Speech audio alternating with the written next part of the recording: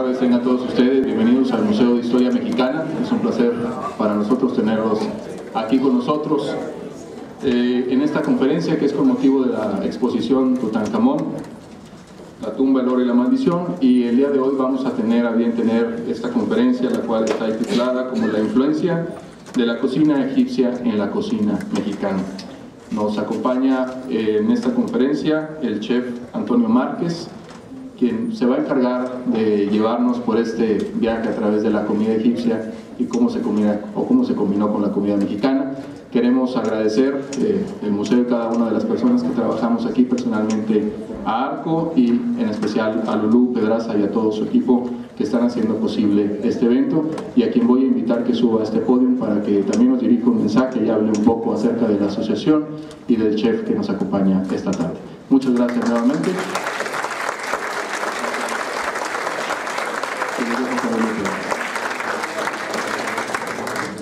Muy buenas tardes, queridos amigos todos, ¿verdad? De todos en alguna época nos hemos visto. Muchísimas gracias por estar con nosotros. Hoy nos toca, es un día muy especial para el museo y para nosotros ser parte de esta majestuosa exposición que tiene el museo. Como presidenta de Arco voy a presentar al vicepresidente, el chef Antonio Márquez, y les voy a leer un poquito de su currículum porque ya lo estuve leyendo y sí nos tomaría una hora leerlo todo. Es importante aprovechar el momento para decirles que Arco es una asociación de chefs regiomontana, de chefs y cocineros del estado de Nuevo León. Nuestra misión es preservar y conservar las tradiciones gastronómicas de nuestra tierra. En esta lucha constante y diaria es para poder guardar y preservar y que el día de mañana no se nos vayan a perder y nos cambien por una hamburguesa. Así es de que esta es la misión que tenemos en Arco, sumarnos a todos los eventos de tipo cultural sin ningún afán de lucro, solamente con el afán de servirles. Quiero agradecer también al museo, que amablemente Luis Felipe Ibarra, gracias, a Alejandro Morales, el licenciado, la licenciada Elvira Ramos y todos ellos que pues nos dan la facilidad de estar aquí, y a todos ustedes por su tiempo. Bueno, al chef Carlos Juanico, que trae una degustación fuera de serie del Instituto Regiomontano de Hotelería. Tenemos aquí a su director, el licenciado Arturo Sierra, muchas gracias, y personalidades, todos tenemos el grupo de Arco, muchísimas gracias, todos amigas, amigos, realmente es un evento VIP, qué bueno, pura gente muy linda, muchas gracias. Antonio Márquez Melgar nace en la Ciudad de México, casado con Ana Paula Cervantes, sus dos hijos, María Fernanda y Álvaro. Los idiomas, Toño, pues español, inglés y francés. Él estudió en Francia, en la Escuela de Cocina Le Pot of Moon, en la Escuela de Cocina Le Cordon Bleu, también en París. Tiene certificado del Ministerio de Educación Nacional de la República Francesa, cofundador de LMA Food Concept, también aquí en Monterrey. Son operadores de restaurantes y asesorías en alimentos. Chef ejecutivo del restaurante Zarandas en Dallas, Texas. Chef ejecutivo y socio también en la otra. Muelle de Al lado, La México, el Muelle 17, Chilorios, Barrocas, Mediterránea. No sé, les digo que no terminaría. Tiene una amplia trayectoria, pero que más que esta amplia trayectoria, tiene un sentido humano. Por eso es nuestro vicepresidente y le admiramos mucho el poder combinar su trabajo bien hecho, cada día creciendo, con una familia bien hecha, con su esposa, sus hijos, tener amigos, amistades bien hechas, y hoy en día es un ejemplo a seguir, esta verticalidad en este chef que aquí lo apreciamos muchísimo, el chef Antonio Márquez, Toño Márquez.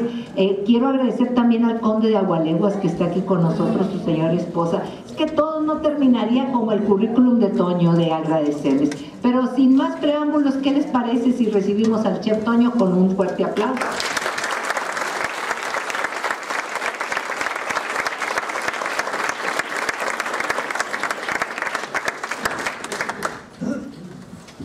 buenas tardes, bienvenidos a todos. Siempre es más fácil cocinar que hablar en público, sobre todo para mí. Pero bueno, la idea era un poquito apoyarnos. Arco, como ya les dijo Lulú, la idea de fomentar un poco lo que es la industria y la educación gastronómica en el estado de Nuevo León. Y partiendo de esa base, cuando me comentó Lulú y hay esta opción de que nos están invitando para dar una plática, déjenme les digo que uno de mis mejores amigos cuando estudié ahí en Francia, cocina, era egipcio. De hecho, básicamente era francés egipcio. Su papá era el agregado cultural de la Embajada de Francia en el Cairo, y él nació en el Cairo, siendo hijo de franceses, pues era francés, pero era medio árabe. Y era mi mejor amigo en la escuela, y realmente en alguna ocasión lo invité a México, cuando la boda de mi hermana, se vino para acá un rato, y cuando estaba aquí, yo tuve que ir a Cancún, y le dije, oye, ¿sabes qué? Te voy a llevar a Cancún, y nos vamos a ir en carro. Y en el carro me fui pueblando, llegamos a Puebla, llegamos a Córdoba, llegamos a Orizaba, llegamos a Veracruz, hicimos todo el show hasta Mérida, y de ahí nos fuimos a Chetumal, y después ya me fui hasta Cancún. Pero en todo el camino, una de las cosas que más me impresionaba es que mi amigo Raya me decía, es que esto es igual que en el Cairo, esto es igual, sobre todo en los pequeños pueblos, había ciertas cosas que probaba, a veces las cosas que me gustaban. Me acuerdo que estábamos a la mitad del camino entre Villahermosa y Escárcega, y me dice, oye, y todavía estamos en México, porque pues obviamente las distancias allá en Francia son un poquito diferentes acá, ¿no? Y obviamente le dije, no, pues todavía nos falta otro día para llegar, casi son 1000 y tantos kilómetros, ¿no? Pero bueno, la idea de esta plática salió un poquito de, bueno, realmente tuvo que ver, o tiene que ver, o por alguna forma las comidas en el mundo de donde somos, de donde estamos. Justo ahorita platicamos con el conde aquí afuera, un ratito antes de entrar a la plática, que las comidas se van haciendo y se van cambiando, y con los años se van modificando impresionantemente. Bueno, de hecho en un menú, en un restaurante, déjenme les digo que una receta no es receta hasta que no se quita del menú. O sea, en el momento en que yo quito del menú mi receta, en ese momento es una receta, mientras es un platillo que estoy sirviendo al cual lo estoy modificando por algún comentario, por alguna cosa del cliente, y le voy quitando y le voy poniendo. Entonces una receta no es una receta hasta que ya no se hace. En el momento en que ustedes la agarran y la guardan, en ese momento se convirtió en una receta. Platicando con el conde decíamos, bueno, ¿cuál es la receta original del cabrito en salsa? ¿O cuál es la original del machacado? Porque yo, que no soy de aquí, pregunto, me gusta preguntar, me gusta estudiar. Y entonces siempre hay 3 o 4 versiones, no, es la de aquí, es la de acá o es la de allá. Pasa lo mismo con este tema, y vamos a introducirnos un poquito a este tema de si realmente, era un tema más bien como de pregunta, realmente la civilización egipcia, o una de las civilizaciones más grandes de la historia del hombre, tiene o tuvo influencia sobre una cocina como la de nosotros. Y es lo que vamos a medio platicar un poquito de esto, ¿no? Primero, antes que nada, hay algunos historiadores aquí en la sala, me imagino, ¿no? Perdón de antemano, soy cocinero, no soy historiador, pero bueno, me gusta mucho la lectura, me gusta mucho la cocina, me gusta mucho también leer. Y bueno, la idea con esto es, vamos a tratar de ver este tema. Si digo alguna barbaridad, por favor ahí me lo escriben y luego me corrigen. Y al final vamos a hacer ahí una sesión así rapidita de preguntas y respuestas, ¿no? Bueno, vamos a empezar. Realmente el tema le puse faraones y tlatoanis, sus alimentos y sus comidas, porque ¿cómo hacer una analogía entre Egipto y los aztecas, por ejemplo, y nuestra cultura, si no, pues con lo que comían los ricos, ¿no? Porque lo que comían los pobres, pues estábamos fregados, tanto los egipcios como nosotros. Los egipcios comían pan, cebolla y dátiles, y acá nosotros con trabajos comíamos atole, escuincle y otras cosas. Entonces, más bien me fui con los de la clase alta, o los de la clase pudiente, para ver más o menos qué comían unos, qué comían otros, y vamos a hacer unas cuantas analogías de los dos pueblos, para entender si realmente había o hay una influencia de la comida egipcia en la cocina mexicana. Bueno, primero que nada, pues las 28.300 teorías que existen acerca de dónde venimos. Hay algunos estudios que dicen que hubo 3 grandes migraciones por el estrecho de Bering.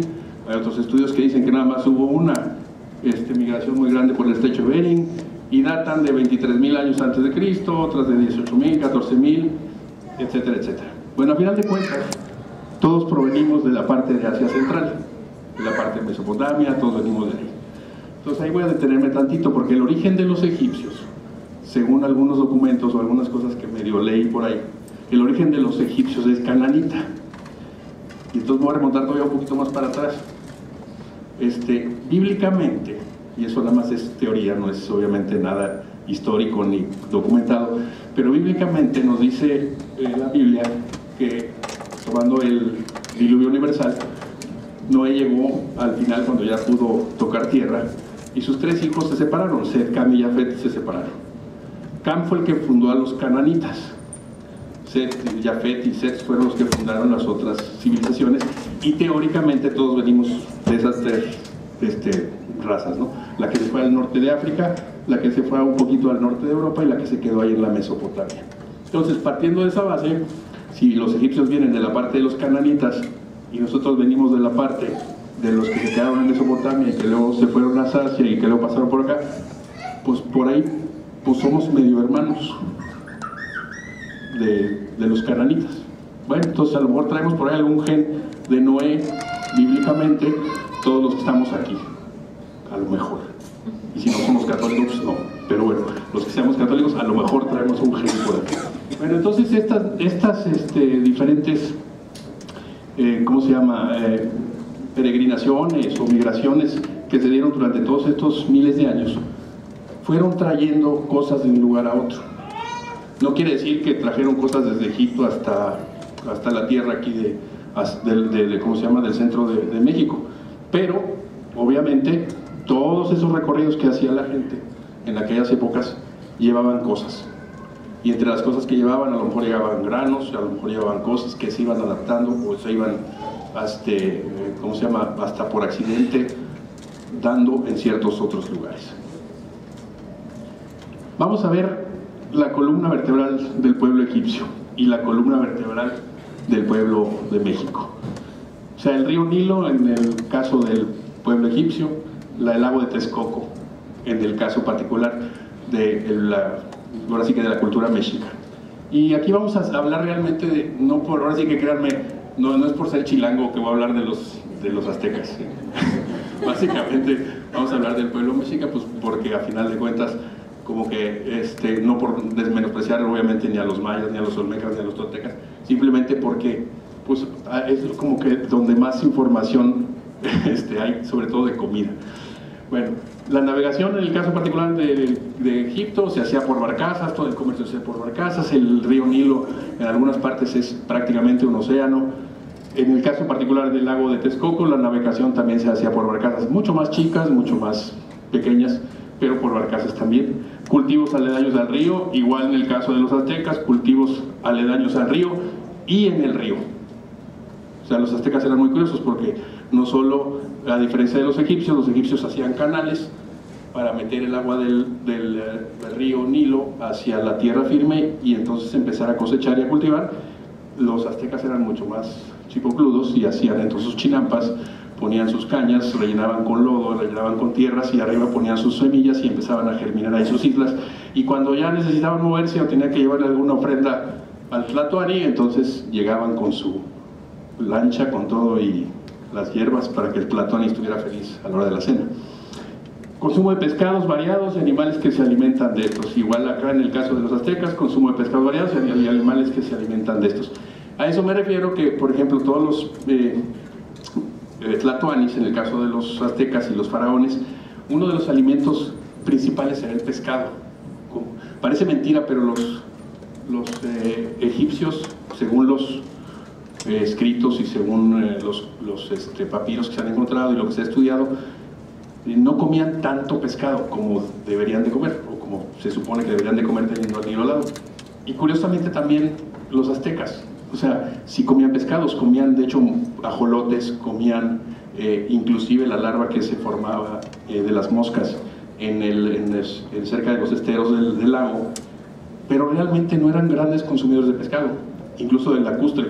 Preferían de repente, y nos cuentan algunas de los documentos, inclusive en algunas de las historias, de que traían los pescados inclusive del mar, entonces sí, para que se los comieran los tlatoanis, ¿no? En el caso particular del pueblo egipcio, aportación de pueblos alineados o conquistados, y en el caso de los aztecas, también algunas aportaciones de los pueblos que conquistaron. Mucho desarrollo en 3000 años de historia. En el caso de los egipcios, la importancia de la religión, igual que en el caso de los aztecas. En el caso de los aztecas, los dos pueblos, obviamente politeístas, los dos pueblos con muchos dioses, los dos pueblos con muchas creencias, pero a final de cuentas, en el caso de los egipcios, sí, a la hora de enterrar a sus muertos, sí se preocupaban mucho por darles suficiente alimento y suficiente comida y suficiente grano, y se han encontrado en las tumbas muchísimas restos de animales, restos incluso de queso, de cerveza, de vino en las tumbas egipcias, porque consideraban que iba a cruzar mucho tiempo antes de llegar a donde tenía que llegar. En el caso de los aztecas, particularmente en los aztecas, no había entierros funerarios más que para ciertas gentes, o los que morían ahogados, o algunos guerreros especiales, algunos tlatoanis, pero no con tantas ofrendas. O sea, como que los aztecas nos gustaba más a nosotros, como mexicanos, comernos antes de morirnos, y ya muertos ya no necesitábamos que nos pusieran ahí al lado. Microclima semidesértico, un microclima muy variado en el caso de los aztecas. Origen cananita y mesopotámico, origen otomí, procedentes de Asia. Realmente de los orígenes en el pueblo egipcio, pues hay algunos que datan 14.000 años antes de Cristo. En el caso de los aztecas, pues lo que antes se llamaba el hombre de Tepexpan, que a final de cuentas resultó que no era hombre de Tepexpan, sino era la mujer de Tepexpan, porque a final de cuentas el hueso que habían encontrado era una cadera de mujer. Bueno, y ahora peor, porque ayer o antier, no sé, vi el noticiero y ya encontraron a Mani en un cenote ahí en el Hoyo Negro en Yucatán, y ahora resulta que ella es la más antigua de las civilizaciones americanas. Entonces, cuando vemos esos números, cuando vemos que tanto la mujer de Tepexpan, o cuando vemos que Naya, en el cenote del Hoyo Negro, tienen 12.000 años antes de Cristo, entonces yo me regreso a esta parte en donde digo, bueno, hay alguna parte en donde, si algunos historiadores dicen que hay una brecha de 23.000 antes de Cristo a 14.000 antes de Cristo, y algunos de los historiadores datan de que el estrecho de Bering se cerró o se descongeló en el 11.000 antes de Cristo, creo que 11.000 años sí son suficientes para haber transportado cosas de acá para acá, pienso yo. Como les digo, yo soy cocinero, no soy historiador, pero pienso que a lo mejor sí se pudo haber hecho algún tipo de comercio. Inclusive en la parte del sur, de América del Sur, hay una teoría también en la que algunos de los pueblos incas y algunos de los pueblos mayas llegaron por la parte de abajo, por las glaciaciones, por la parte de lo que es Oceanía y América del Sur, y de ahí subieron hacia Yucatán. Y por eso la diferenciación del yucateco con el que venían los nahuas y los aztecas que venían del norte. Entonces, pues esta parte medio histórica, y como les repito, una disculpa para los historiadores por todo lo que estoy diciendo si hay algo que está mal, pero bueno, nada más para irnos centrando y viendo si algo funciona. Ahora, a unas características específicas de los ríos que me puse ahí los lagos, el Nilo y el lago de Texcoco, que me puse más o menos a ver, ¿no? En el Nilo comienza la crecida en el solsticio de verano hasta el equinoccio de otoño, que es cuando se tenían que preocupar los egipcios de que se les inundaban también sus cultivos, o se les inundaban sus canales de riego, o se les inundaban sus granjas que estaban ahí cerca del lago. En el caso del lago de Texcoco comienza la crecida en los meses de julio-octubre, más abundantes de julio a agosto. Los que han estado de visita en la Ciudad de México en esos meses saben que llueve todos los días, todas las tardes. Bueno, igual les pasaba a los aztecas, les llovía todas las tardes en esos meses abundantemente, y entonces había crecida también del lago, y obviamente también a veces se les inundaba y todo. Crean diques y lo conducen hasta donde creen que es importante. En el caso del lago de Texcoco, como ya platicamos, crean chinampas en las partes bajas y cerca de los islotes para cultivar sus alimentos. En el caso del Nilo, hacen pastar ahí a sus animales, se recolectan fácilmente durante el año. En el caso del lago de Texcoco, Durante el periodo preclásico se comienzan a asentar junto al lago. Conocen bien las crecidas y cómo verán y qué pueden prever en la cantidad de la cosecha. En el caso particular del lago de Texcoco, es el generador de comercio con los aztecas, el lago. Es el generador de comercio de toda la cuenca del Nilo, y en el caso del lago de Texcoco, Netzahualcóyotl fue el que creó un dique para evitar las inundaciones. Ya desde aquel entonces se empezaban a inundar las ciudades, y entonces había gente que se preocupaba de eso, ¿no? En el caso particular, pues lo que trataban de ver y de cuidar mucho eran obviamente sus cultivos. Okay. Un perfil histórico de los dos pueblos. En el 3000 a.C., Menés, el primer faraón, fue el primero que trató de organizar el comercio. Muchos pueblos en el caso de Egipto vivían en la margen del río Nilo, y Menés fue el primero que realmente trató de juntar comercialmente a todos esos pueblos. En el caso del perfil histórico de los aztecas, el primer gran pueblo que vienen los olmecas, Teotihuacán del 400 al 800, los mayas del 300 al 1000 después de Cristo, los toltecas del 900 al 1200, y realmente el primer Tlaxcaltecutli de los aztecas, aztecas, mexicas o tenochcas, el señor Acamapistli, viene hasta 1400 después de Cristo. O sea, traemos una brecha de más de 4000 años entre el primer faraón y el primer Tlatoani. Entonces, de repente ahí es cuando yo empecé a decir, bueno, pues entonces si está medio en chino que la comida egipcia haya influido a la cocina mexicana de alguna forma. Pero bueno, vamos a seguir estudiando y luego vamos a ver si realmente se puede o no se puede. El caso del legado egipcio.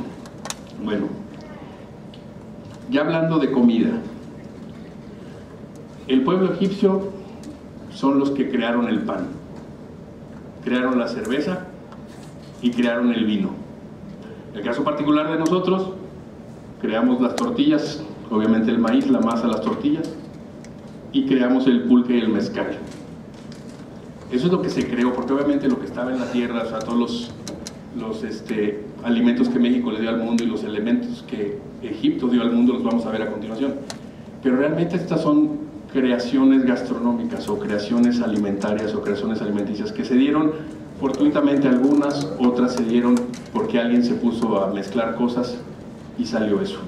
En el caso particular del pan en Egipto, se han encontrado en las tumbas egipcias de los faraones panes variados, inclusive panes dulces, o sea, panes con fermentación levadura, panes que llevaban dátiles, panes que llevaban nútidos, panes que llevaban incluso sabores dulces, porque ya se han encontrado restos de miel de abeja. Entonces, ¿qué quiere decir eso? Que dominaban la panadería.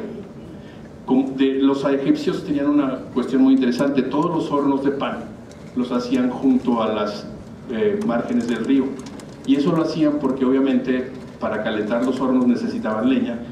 La leña era combustible, la leña producía incendios, entonces lo más cerca que estuvieran del agua era mejor para apagar sus hornos cuando se les incendiaban. Y el pan, en el caso particular de Egipto, ahí es donde me voy a detener para hacer la primera analogía con nosotros, en este caso con los aztecas. Es que este pan, la primera forma en la que se hizo pan, hay que tomarlo muy en cuenta. Primero que nada, ¿qué es lo que pasó?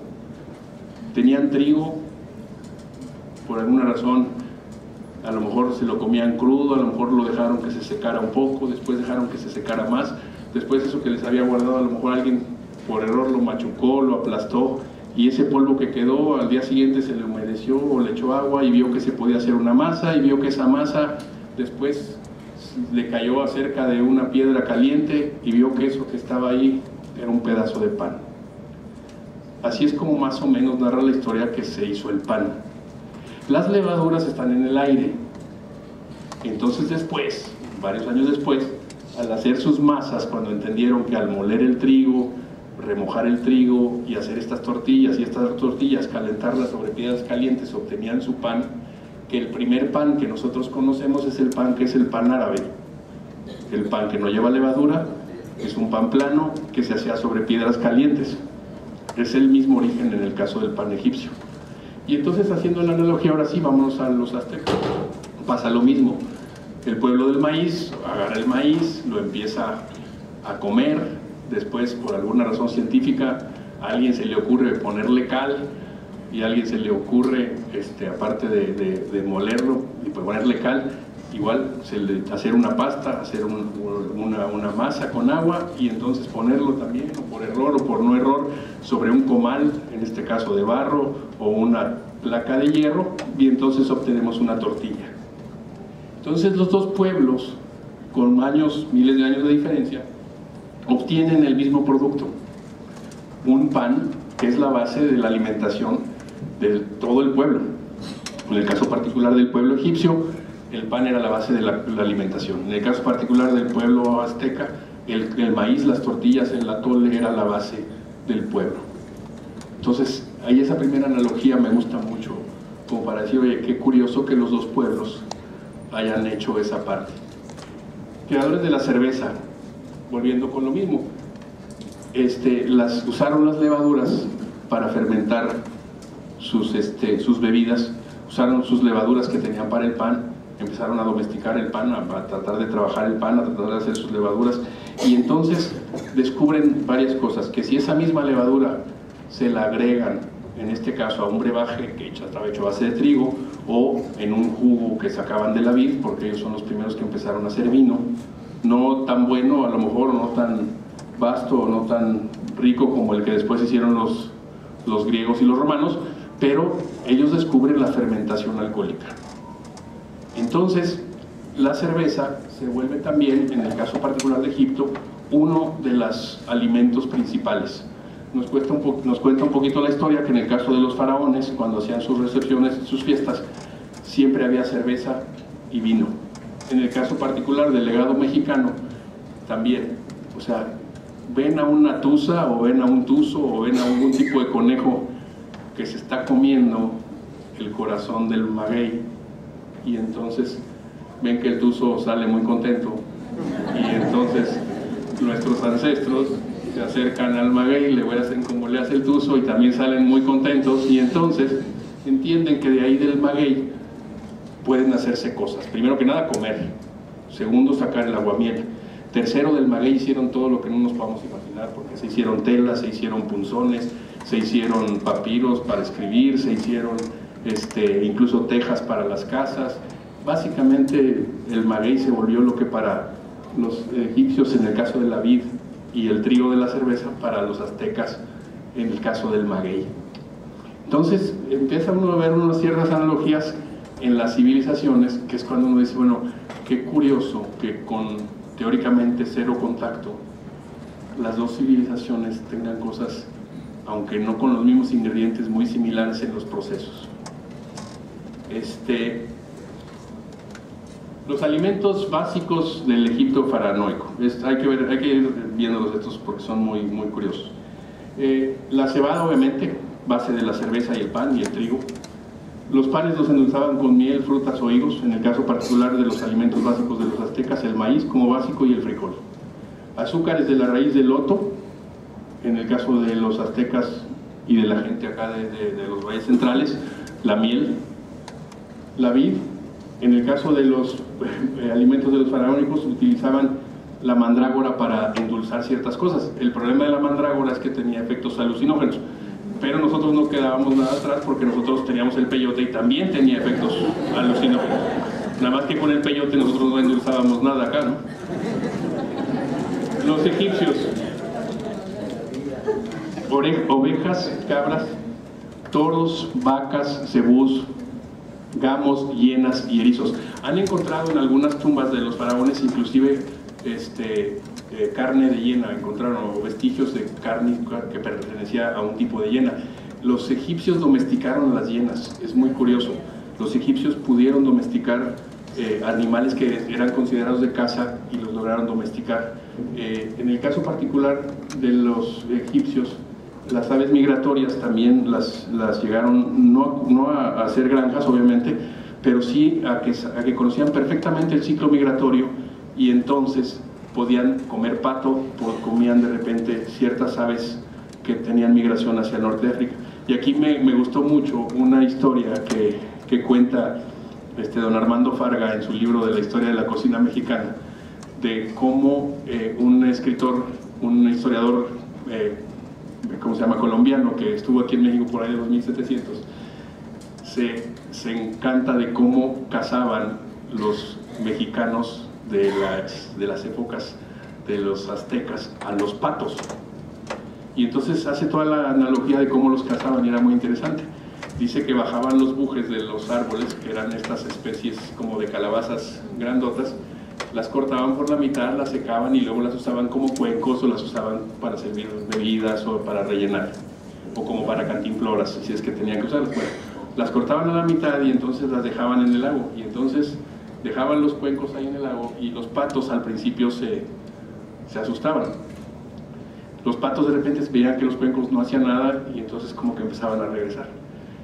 Y después entonces nuestros ancestros aztecas se disfrazaban con los cuencos en la cabeza y se iban nadando con los cuencos en la cabeza y los patos no se movían, y agarraban a los patos de las patas y los ahogaban y se los comían. Entonces éramos muy curiosos para tener pato, para darle a los faraones, digo a los tlatoanis. Cebollas, ajos para la salud y la momificación, muy interesante. Gallinas, pollos, codornices, patos, garzas, pescados, melones, poros, pepinos, lechuga, que básicamente la lechuga en el caso faraónico se utilizaba también con carácter religioso. La lechuga era muy importante porque era un cultivo difícil, obviamente en aquellas épocas era un cultivo que se echaba mucho a perder, y entonces cuando se conseguían buenas lechugas era como que la gran ofrenda para el faraón en sus banquetes, comer lechuga. Garbanzos y lentejas. Higos están datados, los últimos los que se han encontrado en algunas tumbas, 2890 años antes de Cristo. Eso que le puse ahí abajo, no al cerdo en todos lados, frutas, tamarindo, jamaica y dátiles. Estos son los alimentos que son de origen de la región. No necesariamente todos de Egipto, de esa zona, pero son los que se dieron en la cuenca del Nilo. Estos son los elementos o alimentos que Egipto o la parte del Nilo le dio al mundo. Ahora vamos a analizar los de nosotros. Calabaza, bledo, chayote, chilacayote, camote, mezquite, quelite, nopales, verdolaga, raíces y hongos y chiles variados. Si se fijan, éramos un pueblo vegetariano. La base de la alimentación mexica para la gente del pueblo era tortilla, chile y calabaza y frijol. Eso era lo que comían. Y luego los ve uno en los dibujitos de los cerillos y estaban bien trabajados. O sea, no estaban tan mal. O sea, ve uno las estatuas de Cuitláhuac y todos están bien. Y era puro chile, frijol, tortilla y calabaza. O sea, no estábamos tan mal, ¿no? Jitomates, choconostles, vainilla, orégano, epazote, achiote. Las tortillas con sal, cal y tequesquite. El tequesquite, fíjense, esa cosa muy curiosa. El tequesquite es un salitre, es una piedra salitrosa, que en todas las recetas del centro de México y lo que es el estado de Hidalgo, el estado de Querétaro, el estado de Oaxaca, Morelos, se usa mucho el tequesquite en lugar de la sal. La sal después llegó al imperio cuando tuvieron que ir a las salinas que estaban en los mares, y entonces de ahí se traían la sal de mar, pero antes de eso salaban con tequesquite. Piñas, mameyes, zapotes, tejocotes, ciruelas, pitahayas, tunas, papayas, jícamas, guayabas, nanches, aguacates, capulines. Seguimos siendo completamente vegetarianos. ¿Ok? Pescados, acosiles, cangrejos, ajolotes, larvas y huevecillos de las moscas. Pescaditos, larvitas, ajolotes. Tampoco no crean que había robalos, cimeros y guachinangos. O sea, no comían nada de eso. Palomas, codornices, patos y el héroe de la fiesta, el guajolote. ¿Okay? Venados, ciervos, liebres, conejos, tuzas, tlacuaches, tepezcuintles, gusanos, algunos huevecillos. En el caso particular no sé si los tlatoanis tenían el gusto de comer gusanos de maguey, me imagino que sí, pues porque ahí estaba el gusano. Y no sé si en aquel entonces los tlatoanis se comían los escamoles, pero a final de cuentas si se los llegaron a comer o los descubrieron, pues era una maravilla para ellos, y como tenían mucha mano de obra barata, pues podían sacarlos sin ningún problema, ¿no? Maguey para el pulque y del cogollo del maguey para el mezcal. Mucha parte del maguey era leña, adobo, fibra, techo, punzones, papel, cuerdas, medicamentos. Entonces aquí me quiero detener un poquito porque fíjense que de los alimentos que México le dio al mundo, todos tenemos la idea, ¿no?, de que el aguacate, el chile, el tomate, la vainilla, los más típicos, ¿no? Pero cuando uno ve esta lista de lo que comían los aztecas, la verdad es que como pueblo hemos dejado de comer muchas de las cosas que están ahí. En el caso particular del Egipto faraónico, les puedo decir que dejaron de comer casi todo. Inclusive ahorita que probemos los canapés que nos hicieron favor de hacernos muy amablemente los alumnos del IRH. Cuando uno y ahorita vamos a ver, por ejemplo, la comida típica egipcia, más adelante, vamos a ver que realmente la comida egipcia como que se estancó después de que terminó el imperio faraónico. O sea, no tuvo un seguimiento, no tuvo una evolución como la tuvo nuestra cocina. Y ahorita vamos a ver toda esa parte, ¿no? Las ofrendas egipcias y las ofrendas aztecas. En el caso particular de las ofrendas egipcias, casi todas las tumbas tienen piedras o estelas o inscripciones que se ofrendaban al dios fulano, y en cada una de ellas, por ejemplo, el señor Perot indica que la mayoría de varios tipos de panes, bizcochos, galletas, granos de trigo, cebada, cerveza, vino que se cultivaban en el delta, cebollas, queso, carnes, pescado seco.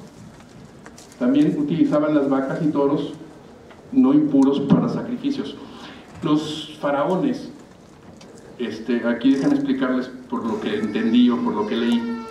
Los faraones y los ricos en el pueblo egipcio eran los que tenían acceso a los toros y a los cebúes y a los bueyes. Y es muy curioso entender por qué, porque al final de cuentas era muy caro mantenerlo, número uno.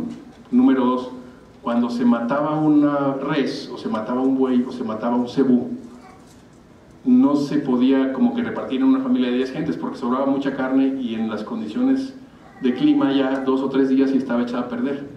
Entonces cuando se mataba un cebú o se mataba un animal de los que usaban para arar o para hacer sus arados, los bueyes o los animales que tenían de carga, que luego se los iban a comer, los mataban únicamente los días de fiesta, porque sabían que se iba a acabar la comida, sabían que se iba a acabar la vaca, si no, no lo mataban. Entonces por eso es importante en la filmina anterior, cuando les puse lo de que el cerdo no en todas las partes de Egipto, hay algunos escritos griegos que nos mencionan lo que comían los egipcios, y en muchos casos en el norte de Egipto estaba considerado el cerdo como un animal impuro. De hecho, igual que los pueblos judíos y los pueblos acá de la parte de Siria y de Mesopotamia, el cerdo era considerado un animal impuro y no se lo comían. ¿Por qué? Porque se revolcaba en el lodo, se revolcaba en sus propios excrementos, y obviamente también en aquella época el cerdo producía la triquinosis. Entonces lo evitaban al máximo. Pero en el sur de Egipto se utilizaban a los cerdos para pisar los campos, como la tenían así como que sus manaditas de cerdos pisaban los campos y les ayudaban esos como que a hacerlos a prefertilizar el campo para después sembrar. Entonces en el sur de Egipto sí se utilizaban mucho los cerdos. Incluso hay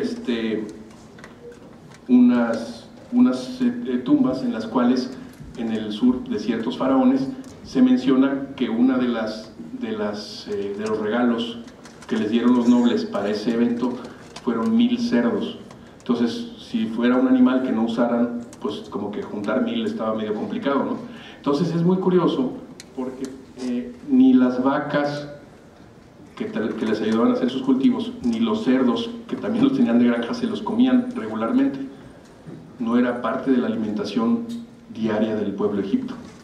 Acá nosotros en Mesoamérica, y los aztecas sí se comían al tepezcuintle, sí se comían a los patos, sí se comían a los guajolotes.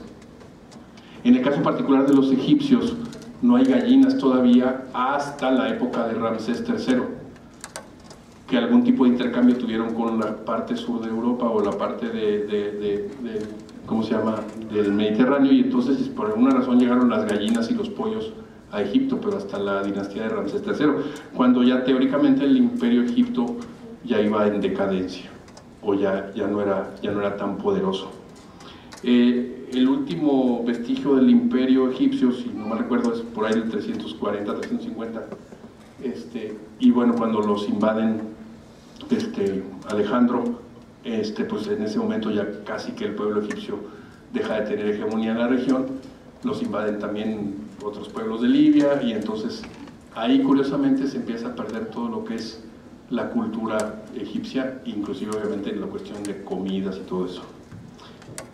En el caso de los aztecas, solo enterraban a ciertas personas, los que morían ahogados, algunos guerreros ejemplares. Sí hay algunas tumbas o algunos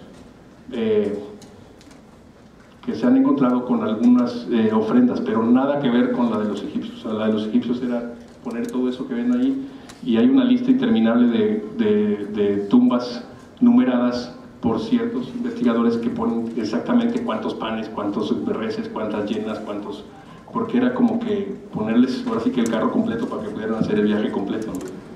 En el caso de las ofrendas aztecas, para los tlatoanis, que obviamente, como les dije, el primer Tlalcatecutli y Tlatoani de los aztecas mexicas o tenochtecas fue Acamapistli. El último, el que le tocó la conquista, Cuauhtémoc, si se fijan, no fueron muchos.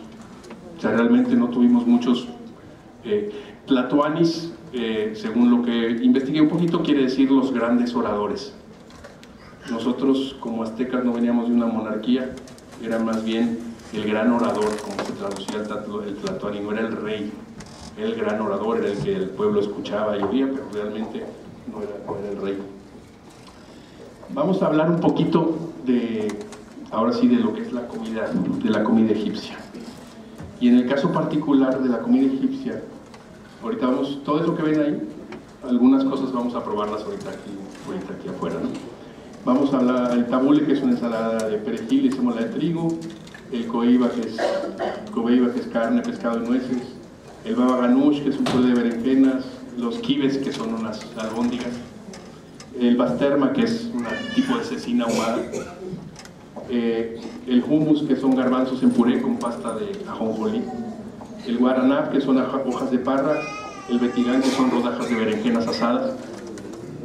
Otros platos típicos, el kosari, que son capas de macarrones, arroz y lentejas, el fatay, que son capas de pan seco, el malouya, la sopa de espinacas, hanan, que son los pichones rellenos, los shish kebab, que son las brochetas de cordero que conocemos todos, los kufla, que son rollos de carne, los gambari, que son camarones de río, en este caso langostinos, gigantes con salsa de ajo, el mishi, que es arroz con carne, y todos estos platos servidos con el arroz típico, que es el pilau. Entonces, esto es Egipto ahorita. Entonces, lo curioso es, ¿y dónde quedó todo lo de antes? Si se revisa este menú, por ejemplo, no hay cerdo, no hay res, no hay muchas de las cosas de las que hablamos.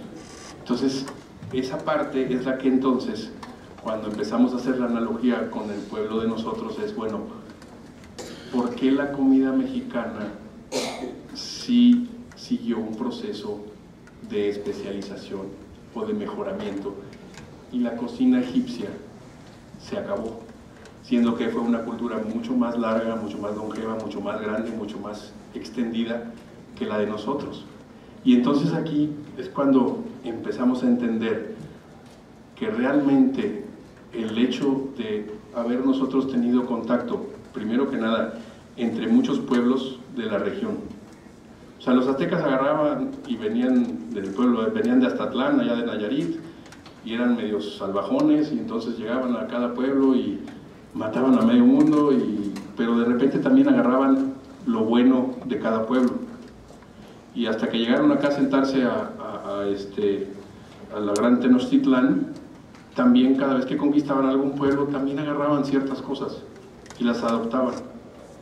Y cuando nosotros tuvimos la intervención o la invasión española, cuando llega Cortés aquí, la gran ventaja que tuvimos para mi forma de ver, y obviamente no hablo como historiador, hablo como cocinero, la gran ventaja que tuvimos, a diferencia del pueblo egipcio, fue que los españoles, al llegar aquí, ellos decidieron guardar todo eso. Los libios, y me imagino que en el caso particular de los que fueron a atacar a los pueblos egipcios cuando ya estaban en decadencia, cuando Ramsés III se va a la guerra con Siria, el ejército sirio los derrota y entonces prácticamente se acaban sus reservas de casi de todo, tanto de dinero, tanto de granos, tanto de todo lo que tenía el pueblo egipcio. Y luego es cuando los conquistan los libios, y luego todavía parte de los libios, como 10 años después llega Alejandro Magno y los acaba. Y entonces ya después ahí se terminó. No sé cuántos años han de haber pasado después, no sé qué haya pasado después con el pueblo egipcio, pero esto que ven aquí, comparado con lo que tenemos nada más en Nuevo León, como historia gastronómica, es digno de hacer un estudio más fuerte. ¿Por qué se perdió? ¿Por qué se perdieron las frutas? ¿Por qué se perdieron? El pueblo egipcio, por ejemplo, inventaron el pan, es más, yo busqué una cerveza egipcia para traérselas hoy, y la verdad es que no encontré. Busqué vinos egipcios para traérselos el día de hoy aquí en la degustación, y no encontré. Entonces, quiere decir que mucho de lo que estos faraones y de lo que esta gente tenía en sus comidas no trascendió, y a final de cuentas la parte de nuestros ancestros, en el caso particular de los aztecas, en el caso particular de los mayas, inclusive los olmecas, toda la parte gastronómica trascendió inclusive a costa o aparte de la invasión española, aparte de la conquista española.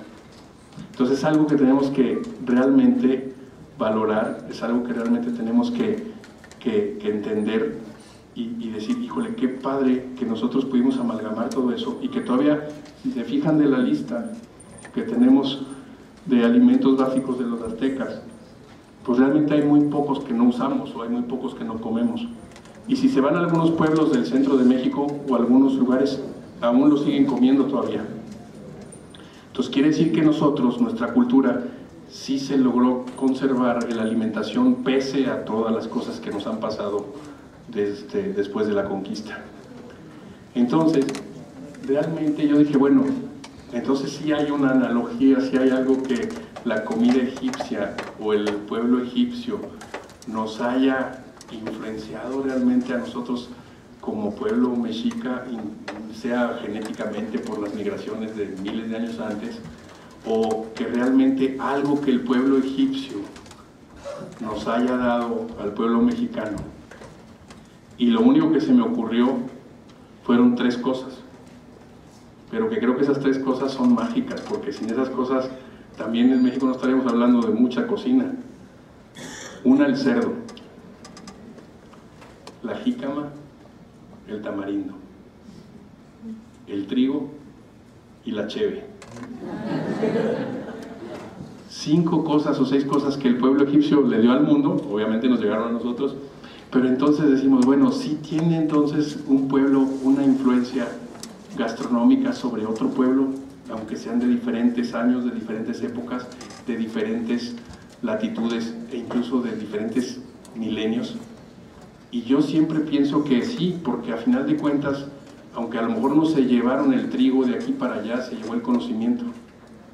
A lo mejor no se llevaron la codorniz o el cebú de aquí para allá, pero se llevaron la idea de que había eso y de cómo lo cocinaban.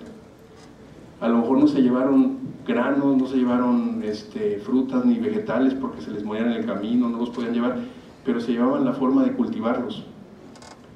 Y entonces a final de cuentas dice uno, bueno, qué bendición el que podamos estar hablando de que, por ejemplo, los faraones en sus grandes cenas, uno de los ingredientes principales era la cebolla, el pollo, el pescado, las frutas, el arroz, y el arroz y las vacas eran así como que lo mejor. Y en el caso de nosotros, todos los alimentos que vemos ahí, la mayoría eran presentados al Tlatoani para sus fiestas, y todos los conservamos hasta ahorita. Entonces, pues yo lo único con lo que quería terminar esta presentación, pues es nada más diciéndoles, me hice la pregunta, ¿hay una influencia de la cocina egipcia en la cocina mexicana? Y yo creo que sí, en los ingredientes. Y pienso que sí, entonces en algunas de las formas en las que hacíamos las cosas. Si nos vamos después a que obviamente mucho de lo que ellos tenían se pasó a España y de España después se pasó con nosotros, pues obviamente tiene cierta lógica. Aquí yo traté de encontrar algo mucho más vivo, mucho más tangible, mucho como algunos ingredientes. Y entonces el cerdo en España no sé, la cocina española sin el cerdo tampoco funcionaría. Y entonces España se lo debe a Egipto, y entonces como España se lo debe a Egipto, pues entonces nosotros también se lo debemos a Egipto. Y entonces como toda esta lista de ingredientes pasaron a España y después de España pasaron para acá, pues entonces creo que sí tenemos mucha influencia de la cocina egipcia, y si no de la cocina, de los ingredientes egipcios. Entonces, bueno, no sé si tengan alguna duda, pregunta, comentario, sugerencia, queja. Con esto quiero terminar la presentación. Es una pequeña información que, como les digo, una disculpa a los historiadores si dije puras barbaridades. Si no, pues ahí luego ahorita me corrigen y me dicen, ahí me pasan la notita para cambiarle. Pero con mucho cariño, la idea de este ejercicio es: hay muchas cosas que nos unen como pueblos, en el caso particular de la alimentación. Nosotros que nos dedicamos a hacer comida, nos damos cuenta de que no importa dónde vayamos, le ha pasado a Lulú, a mí, a la gente que estamos aquí desde hace muchos años, que cuando vas a otro país, por ejemplo, a mí que me ha tocado ir a cocinar a Estados Unidos, a Francia, cuando vas a otro país y te preguntan sobre la comida mexicana y les haces algo que no están acostumbrados, que no han descubierto, que son sabores nuevos para ellos, invariablemente lo disfrutan. Invariablemente te dicen, wow, qué rico, qué padre, qué bonito. Entonces lo que estamos tratando de hacer aquí en la asociación es precisamente empezar con una serie de eventos como estos a difundir, primero que nada, la gastronomía en el estado. 2, a difundir la cocina norestense en el mundo. Entonces, pues aquí a lo mejor vamos a estar dando guerra al museo, le vamos a estar haciendo una serie de conferencias o pidiéndoles conferencias.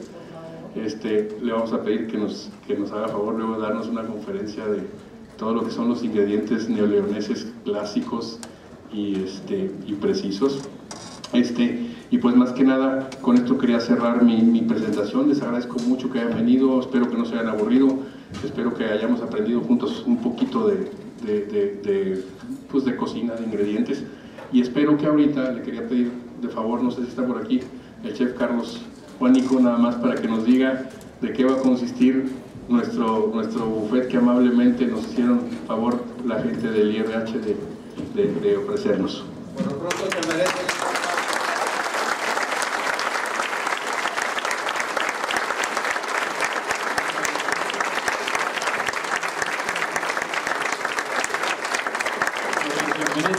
Realmente merece muchos aplausos, realmente, porque además de un excelente profesional, es una gran persona. Muchos amigos pueden confirmar eso. Me da muchísimo gusto compartir con ustedes este espacio que es cultural, y la cocina, así la entendemos nosotros los que estamos en cocina, es un código más para entablar esa relación que hay entre las personas, entre los pueblos, más allá de los idiomas, que nos comunica, que nos presenta un código diferente para identificarnos. Me da mucho gusto también compartir este espacio a través de la institución con la que estoy, es el IRH, una institución que ustedes saben que aquí en la localidad es pionera y que está en eventos importantes como estos, porque principalmente la asistencia de ustedes confirma eso, que estamos compartiendo esta unión o esta fusión de culturas, hablando de la cocina como lo hizo el chef, de otras latitudes, y también de un lugar que tenemos en común, donde hoy compartimos este espacio para poder disfrutar algunos de los ingredientes que mencionaba el chef en su plática. Les voy a hablar en español, ¿no? Los nombres en egipcio ahí están representados en la mesa donde estamos ofreciendo lo que van a probar, y es básicamente un puré de garbanzos que tiene algunos condimentos, es parte de lo que mencionó. Los dos panes que van a encontrar es un pan pita y un pan fermentado, que desde ayer, los chicos que van a ver ahora ahí atrás, desde ayer que están trabajando en fermentar panes y trabajar con mucho gusto para que ustedes lo puedan probar y que se transporten un poquito a la cultura egipcia. Berenjenas, que es otro ingrediente muy presente en Asia, y esos dos panes que les mencioné, y una ensalada que es un tabulé. Eso es algunos de los que van a probar. Carne de cordero en una presentación muy pequeñita para que la puedan degustar, y la logística o la forma es, si vamos en orden, vamos a ir saliendo por este lado, y bueno, ahí van a estar los chicos ofreciéndoles un platito para que en ese platito ustedes puedan probar cada una de las cosas que estamos presentando. Hay dos tipos de agua, que la mencionó el chef, tamarindo y jamaica. Así que pues ojalá lo disfruten como nosotros en haberlo hecho.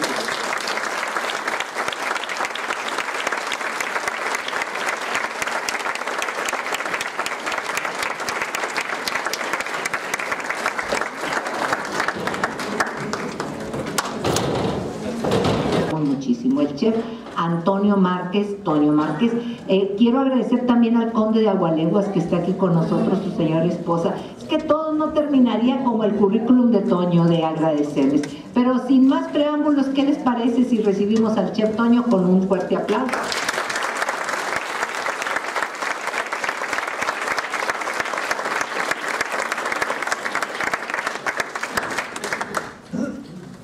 Bueno, buenas tardes, bienvenidos a todos.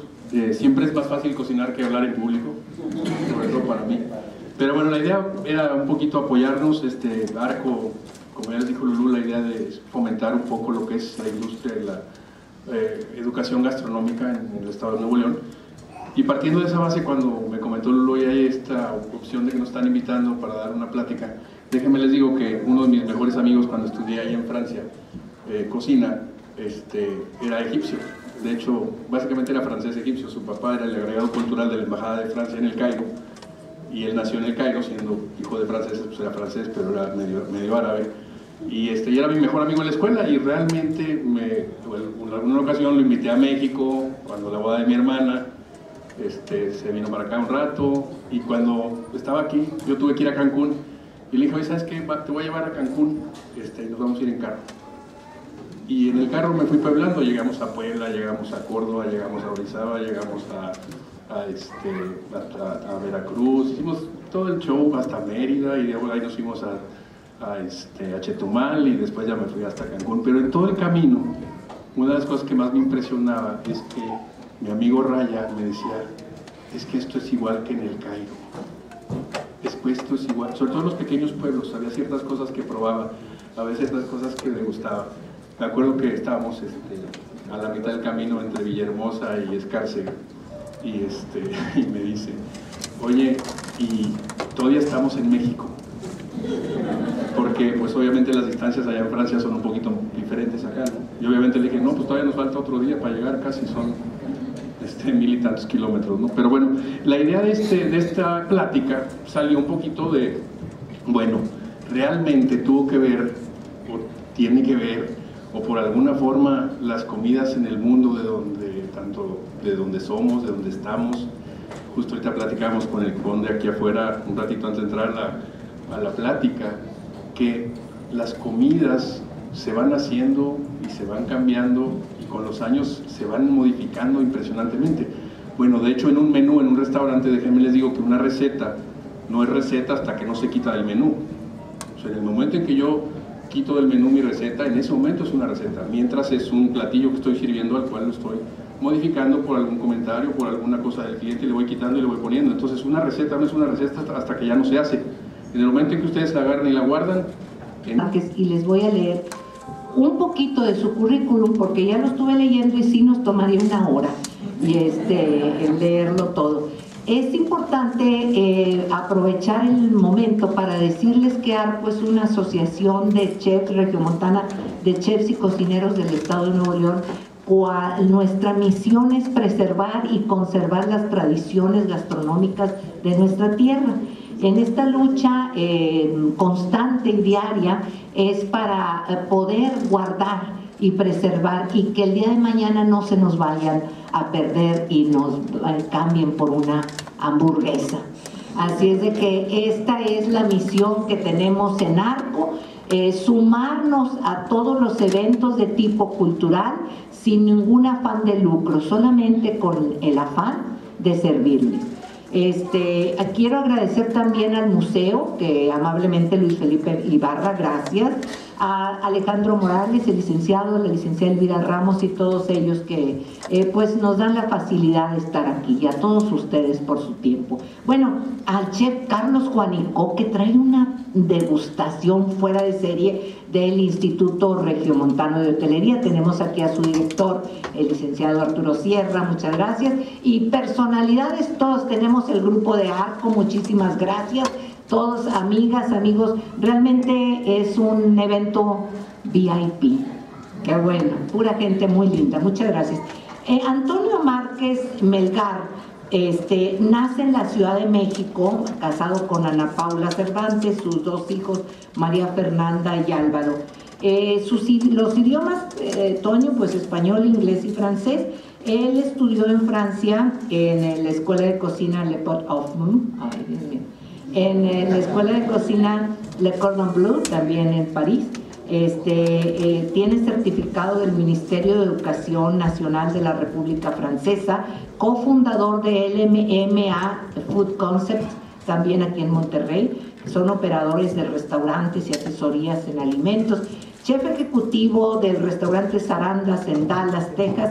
Chef ejecutivo y socio también en la otra. Muelle de Al lado, La México, el Muelle 17, Chilorios, Barrocas, Mediterránea. No sé, les digo que no terminaría. Tiene una amplia trayectoria, pero que más que esta amplia trayectoria, tiene un sentido humano. Por eso es nuestro vicepresidente y le admiramos mucho el poder combinar su trabajo bien hecho, cada día creciendo, con una familia bien hecha, con su esposa, sus hijos, tener amigos, amistades bien hechas, y hoy en día es un ejemplo a seguir, esta verticalidad en este chef que aquí lo apreciamos.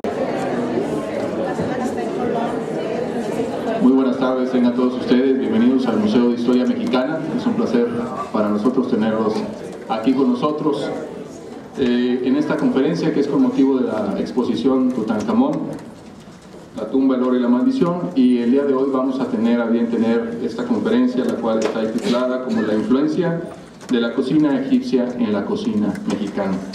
Nos acompaña en esta conferencia el chef Antonio Márquez, quien se va a encargar de llevarnos por este viaje a través de la comida egipcia y cómo se combinó con la comida mexicana. Queremos agradecer el museo y cada una de las personas que trabajamos aquí, personalmente a ARCO y en especial a Lulú Pedraza y a todo su equipo que están haciendo posible este evento, y a quien voy a invitar que suba a este podio para que también nos dirija un mensaje y hable un poco acerca de la asociación y del chef que nos acompaña esta tarde. Muchas gracias nuevamente.